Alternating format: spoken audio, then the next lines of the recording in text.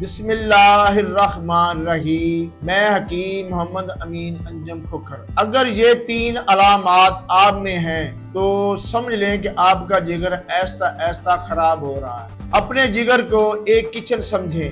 اگر آگ بہت زیادہ تیز ہو تو روٹی جل جاتی ہے، اگر آگ کم ہو تو روٹی کچی رہ جاتی ہے، اور اگر آگ اچانک تیز کر دیں یا کم کر دیں تو پھر بھی روٹی صحیح نہیں بنتی۔